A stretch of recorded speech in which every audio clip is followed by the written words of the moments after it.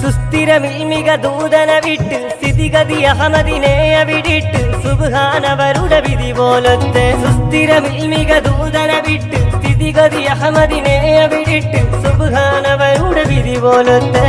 മുല്ലപ്പൂം ഭാഷങ്കത്താൽ തോഴികൾ പറയുന്നേ മെല്ലെ മുഹമ്മദും ശ്രദ്ധിച്ചു കേൾക്കുന്നു മന്ത്രിക്കും മട്ടിൽ ഒരു മറുപടി പറയുന്നു പുഞ്ചിരി തൂകുന്നേ നാണം കുണുങ്ങുന്നേ മക്കത്തെ രാജാത്തിയായി വാങ്ങിടും ഖദീജ ബി മുന്തി മുഹമ്മദിനെ മേർക്കാനെന്ന ജബല മാനിനി മണിയായ ഖദീജ ബി ചുളുവിലായി സമ്മതം തേടുന്നേ